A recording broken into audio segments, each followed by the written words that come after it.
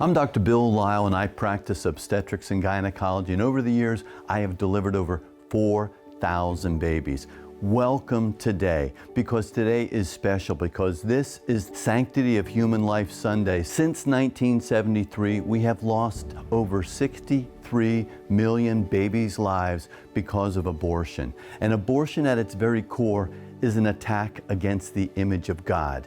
Genesis 1:26 says, after God created all the heavens and the earth, all the mammals, all the birds, and everything on this planet, God paused and He said, let us make man in our image. And that is all of us. Adam and Eve were created in the image of God, and we were all created in the image of God. And we weren't created in the image of God on the day we were born. We were created in the image of God at that moment of conception. When we look at 63 million lives, that is doing evil in the sight of the Lord, destroying the image of God. And this is what the attack is. It's an attack against the image of God out of a hatred for God Himself. We look at Psalm 139, where we are miraculously knit together in our mother's womb. The psalmist didn't understand about cell differentiation and fetal development. He just knew that it was knit together in our mother's womb. From the moment of conception, when one cell from the mom and one cell from the dad get together, at that moment, that is a unique new person. Unique from the mom, unique from the dad, unique from the other 8 billion people on the planet. And then we go from one cell to 2 cells, to 4, 8, 16, 32, 64, developing into different systems, cardiovascular system, neurological systems, skeletal systems. 18 days after conception, we can actually see the heart beating. And the heart is pumping blood from the baby to the placenta where the mom is, and then back. And the babies not only have different genetics, but often the babies can even have a different blood type. It's really a matter of not just a choice, it is a matter of patients' rights and being created in the image of God. You say, well, why patients' rights? Because we treat the babies in the womb as patients. Because moms and babies can often have different blood types, sometimes moms will have antibodies which can cross the placenta and attack the baby's blood, and the baby's blood count starts to drop. If we don't do something, the baby's blood count will drop so low that the baby will go into the heart failure and the baby will die. So what do?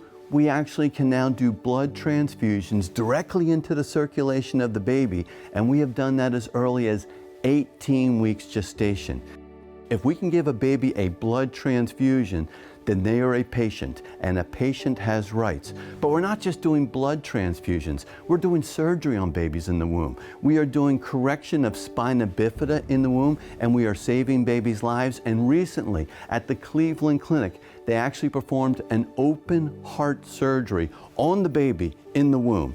The baby was diagnosed with a tumor called a teratoma, a tumor that was about half the size of the baby's heart, and it was interrupting the blood flow from the baby.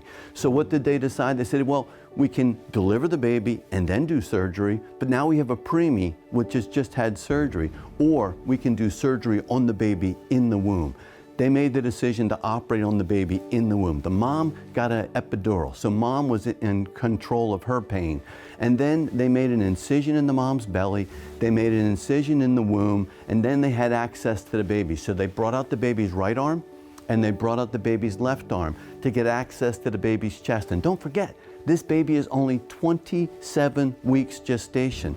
But before they did the surgery on the baby's heart, they actually started an IV in the baby's hand. So a pediatric anesthesiologist was caring for the baby and had the baby comfortable, and then the pediatric cardiologist then did the surgery. They made an incision in the baby's chest, they got access to the heart, and then they actually removed this tumor from the heart, and almost immediately the baby's heart was pumping normally. And once that baby's heart was pumping normally, they closed the baby's chest, and then they put the arms back on the inside, they removed the IV, they closed the womb, they closed the mom's skin, and then they delivered that baby 10 weeks later at 37 weeks gestation. If we can do open heart surgery on a baby in the womb, then they are a patient, and a patient is a person, no matter how small. It wasn't too long ago where all abortions in the United States were performed surgically. But then even before COVID, 39% of all the abortions in the United States were performed with the abortion pill. And since COVID has now ended, at least 54% of all the abortions in the United States are performed with the abortion pill. Abortion pill is available telemedicine, it's available mail order, it's available on our college campuses coast to coast. Well, how does it work, and how does the abortion pill differ from the morning after pill? The morning after pill is indicated for the morning after a woman has had intercourse. The abortion pill should be called the 70 mornings after pill because it's indicated for up to 70 days, 10 weeks. 98% of the time, the abortion pill will kill a baby in the womb up to 10 weeks gestation. How does it work? When a woman becomes pregnant, amazing changes happen, and one of those changes is a hormone called progesterone. Progesterone stands for progestational steroid hormone. It's the coach of pregnancy that keeps the pregnancy going. It says, you know what, we're not going to have a menstrual cycle. We're going to allow the uterus to relax. We're going to divert more blood and nutrition because our new full-time job is supporting this pregnancy. The abortion pill blocks the effect of the progesterone. And if you block the effect of the progesterone, there's no direction and the body is not going to support the pregnancy and it withdraws all support and the baby dies. And then you take more pills the next day to cause you to have contractions. Well, is there an antidote for the abortion pill? When somebody realizes, I made a bad choice, there is, and that hormone is called progesterone. The abortion pill lowers the level of progesterone. We just supplement and bring it back up. We're just reversing the effect of the abortion pill.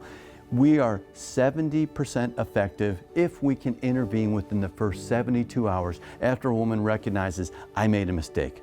I made a bad choice, and we can help them. We have a team of over 500 doctors that we have trained from coast to coast. We have nurses that are available at our hotline up in Columbus, Ohio. And this January, this month, we will document successful reversal number 4,000.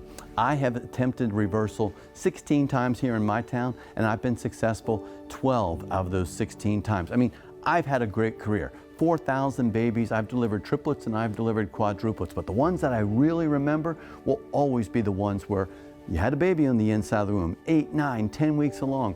Mom made a bad choice. She made that choice, she took the abortion pill, but then she realized she made a bad choice. She contacted us and we were able to successfully reverse that. Healthy moms and healthy babies. That is amazing because that is the message of redemption, of buying back. The battle of abortion is not just something for outside of the church. Surveys will show that within the church, between 18 and 24% of the people within the church have personally been involved in an abortion. And there is pain. And what is the solution? Well, we need healing. And healing comes from forgiveness, and true forgiveness only comes through the blood of Jesus Christ. This is a spiritual battle. We've all made decisions that we regret. We all have done things that we regret. So when we have so many people that have been personally involved with abortion, we must have them realize that that can be forgiven. That is what the healing is through the gospel. It is the gospel that changes hearts, minds, and behavior, and it's the gospel that is going to produce that healing. This is where the church needs to be engaged. This is a spiritual battle. We might not have been engaged enough in 1973, but we have been given an amazing opportunity now since the reversal of Roe versus Wade. And I really think that God is looking, saying, you have this amazing opportunity. We have reversed Roe versus Wade. What is the church going to do to defend my preborn, to discuss the gift of salvation and forgiveness, and to provide healing for not only the church, but those outside of the church? Because if the truth is not going to be heard from our pulpits, where do we expect to hear the truth? So the church needs to engage, and the church doesn't just need to know the truth, the church needs to speak the truth. They need to stand up for the preborn. They need to say this is wrong, but they also need to discuss about forgiveness and healing. We are going to be developing a new curriculum in the next month. That will be a 6-week program for the church specifically to engage in the knowledge, not just of the science, not just of the medicine and the way we treat the preborn, but in the spiritual aspects of how we can and we must win this battle, because we need to combat against something that is truly doing evil in the sight of the Lord. And people say, well, you know what? I can't help with a pregnancy center because I made some bad choices and I had an abortion in the past. Remember what Paul said, Forget about those things which lie behind and press on towards what's ahead. So thank the leader of your church for getting a video like this for Sanctity of Human Life Sunday. See how you can get engaged in your local Pregnancy Resource Center. And if you have any questions, you can contact me, Dr. Bill Lyle, through our website, which is prolifedoc.org. God bless you, and thank you for setting aside Sanctity of Human Life Sunday.